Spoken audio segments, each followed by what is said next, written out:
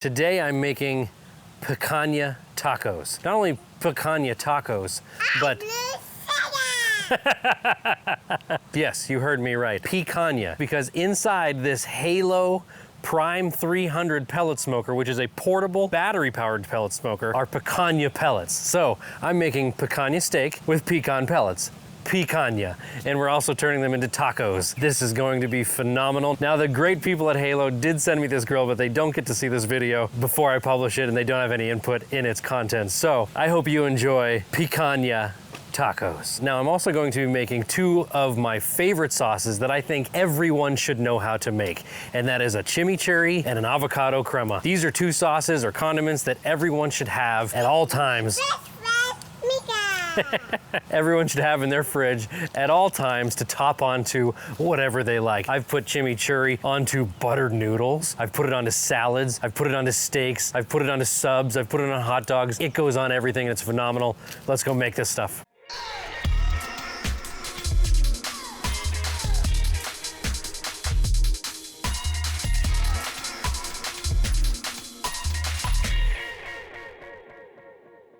So for our chimichurri, this is what we've got. Chopped up garlic. I like to chop mine a little thicker. I don't like mine minced. I like to taste my garlic. Half of a red onion, just roughly diced. A bunch of parsley, you know, a nice big handful. Got a little handful of fresh oregano. You can also use dried oregano if you like. I have in the past. Now these little babies are capers. And this isn't in a traditional chimichurri, but I'm telling you, these little briny tastes of lemony salt are going to make a huge impact to your chimichurri. You want a whole lemon. You could also do a lime if you want. I have done both and I love both. This time I'm doing lemon. You want fresh ground pep and you want kosher salt.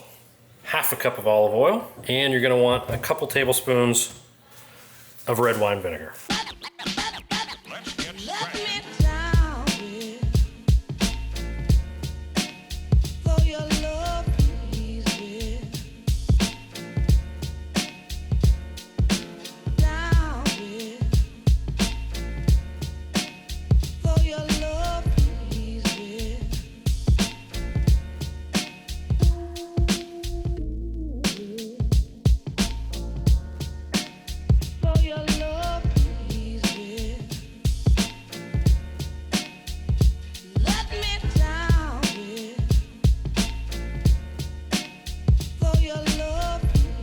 I'm gonna add a little bit more olive oil to mine. There we go.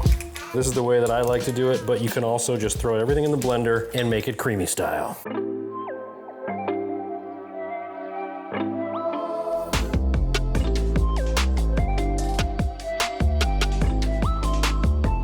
One or two avocados. Today I'm just using one. Sour cream, mayo, meat church fajita seasoning. And lately I've been enjoying tapatio and a lime.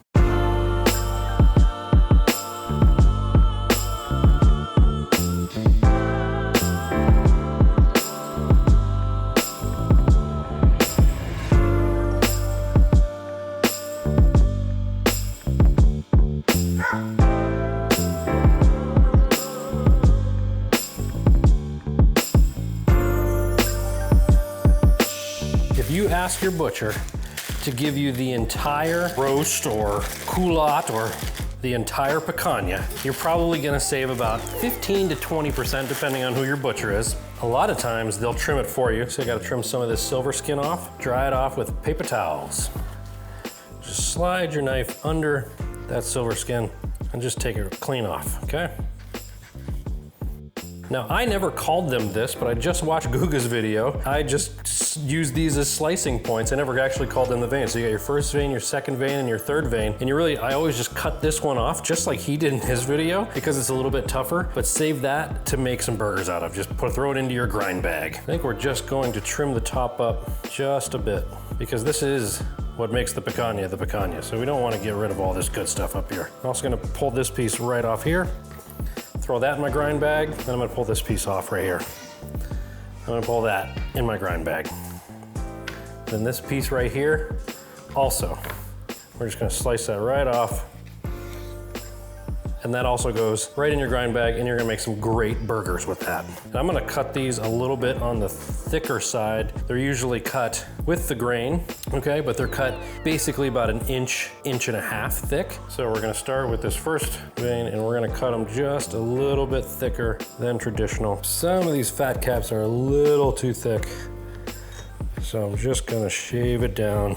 That's really what I like to see there. You can kind of see where there's like, you could even stick your finger in it. There's like a line there. That's the top that I like to get rid of.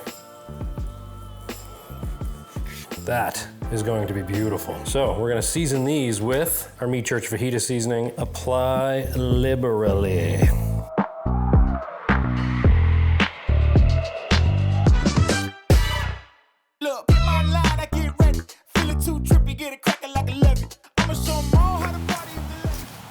Okay, now I didn't record this, but I'm gonna show you what I did for these. Now I'm cooking at 250 degrees on my pellet smoker, so if you wanna follow along that way.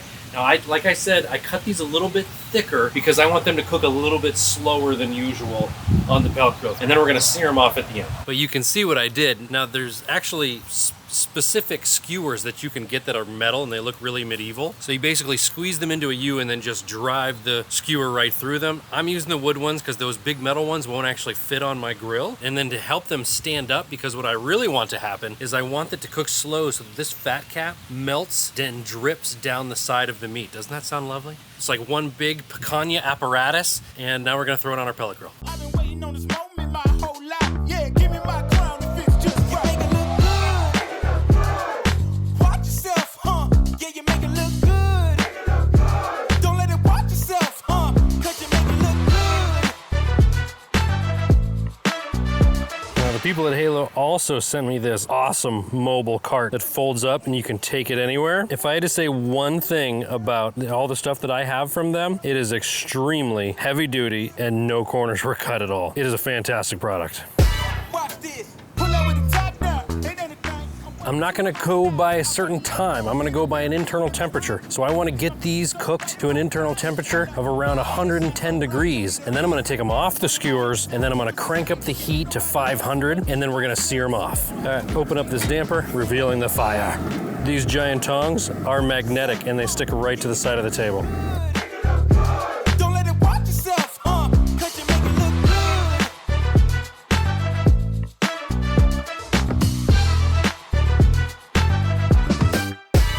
Make it look good. Watch yourself, huh? Yeah, you make it look good. Don't let it watch yourself, huh? Cause you make it look good. That's good. 125 internal, maybe 130 on a couple of them, all good. And now we're just gonna toast our shells. These are actually 0 carb, because we do that whole low carb thing, you know? These ones are the same, but sun-dried tomato basil flavor. So we're just gonna take our little handy dandy taco holder. If you don't have these, you gotta get them. I'll link to them in the description. They're cheap and they're handy. Pop them in, boom. What I say last time, the most important part is rest. Let them rest. Now we're gonna cut these just like so, real nice and thin. Oh my goodness. Look at that. Let's just hold this up for you. Beautiful. A little bit of a smoke ring all the way around. I'm just gonna snag a bite of this real quick. Oh boy, magnificent. Woo! I mean, just look at that. I mean, you can just rip this apart if you want to. We're just gonna slice it against the grain into strips for our tacos. Taco time. All right, now you do you with the toppings. Cotija cheese, the chimichurri, our avocado crema. There we go. Holy smokes. With all the flavors that are going on here with the chimichurri, the avocado crema, and the beef shines through this like you wouldn't believe. That seasoning with this beef and the fire and the pecan smoke, it is magnificent. Appreciate you. Thanks for watching. Watch yourself, huh? You make it look good.